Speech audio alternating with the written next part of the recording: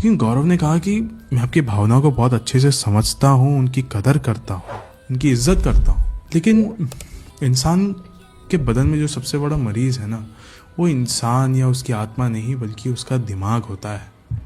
क्या वाकई में उनको कोई बीमारी है या फिर उनको आत्माएं दिख रही है? गौरव ने कहा कि सर देखिए, उसके अंदर आत्मा है या नहीं वो तो मैं आपको उससे मिलने के बाद बताऊंगा, लेकिन पहले आप मुझे ये बताइए कि आपके लड़की के साथ होता क्या है। लड़की के पिता ने अभी उसको उसकी सारी कहानी बताई कि कुछ दिनों पहले तक सारी चीज़ें एकदम ठीक थी।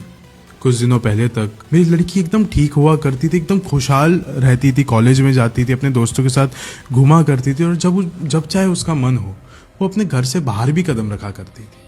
लेकिन धीरे धीरे करके ये सारी चीज़ें एकदम कम हो गई। कुछ दिनों पहले से उसने कॉलेज जाना बंद कर दिया, अपने कमरे में बस बंद रहती थी। जब हम उसके पास जाके बैठा करते थे तो उस वक्त वो पता नहीं क्यों लेकिन हमको चिल्लाकर बाहर भेज दिया करती थी, एकदम गुर्राने लग जाती थी, जैसे कि अलग ही आवाज़ हो चुकी हो इसकी। कभी भी इसको हमारा आसपास होना पसंद नहीं था। अभी एक रोज़ की बात है कि हम लोग आधी रात में सो रहे थे और उसके बाद अचानक से ये हमारे कमरे में आई। मैं बहुत ज़्यादा खुश हो गया कि मेरी बेटी फाइनली हमारे कमरे में शायद हमसे मिलने आई होगी। लेकिन मैंने उस रात के अंधेरे में देखा कि उसके हाथ में एक खंजर था।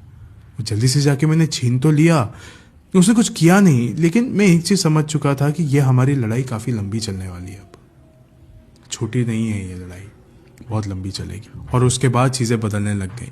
रोज़ अपने आप को मारना, दूसरों के ऊपर चिल्लाना, दूसरों पे चिल्लाना। अपने आप को जब वो मारती थी और अगर हम उसको रोकते थे तो वो और ज़ोर ज़ोर का चिल्लाती थी कि नहीं, मुझे अपने आप को और मारना है। और उसकी आवाज़ दिन भर में कभी बंद होती ही नहीं थी। लेकिन गौरव, जैसे ही तुम है तो अचानक से उसकी आवाज़ बंद हो गई। ये घर वापस से वैसा ही ठंडा हो गया, एकदम शांत हो गया ये घर। उसके पिता के इस बयान को सुनने के बाद गौरव, उसका कोई रिएक्शन नहीं था क्योंकि हर वक्त ऐसी बातें वो सुनता रहता था। उसके लिए कोई नई बात नहीं थी। उसने देखा कि चलो ठीक है, हर एक चीज़ एकदम प्रॉपर है, इनके पापा यहाँ पे है, वो जो लड़की है जो बीमार है वो भी अपने कमरे में जाके बैठी हुई है। उसने अपने टीम मेंबर्स को बोला जल्दी से सारे ईएमएफ मीटर्स निकालो, हर जगह पे कैमरास इंस्टॉल कर दो और जल्दी जल्दी अपने अपने काम पे लग जाओ। सब लोगों ने कैमरास हर जगह पे घर पे फैला दिए, हर जगह पे, क्योंकि उनको ये शक था कि इस घर में हो सकता है कि कोई भी स्पिरिट हो जो कि हमसे बात कर सके, हमसे कम्युनिकेट कर सके, जिस वजह से हम लोग कुछ ना कुछ सुलझाव लेके आ सके इस पूरे सिचुएशन के अंदर। कैमरास इंस्टॉल थे, ये लोग थोड़ी देर के लिए वहाँ पे रुके हुए थे। हमेशा किसी भी केस में आप जाओगे तो हमेशा आप एक चीज़ देखोगे कि कोई एक ही कैमरा रहेगा जिसके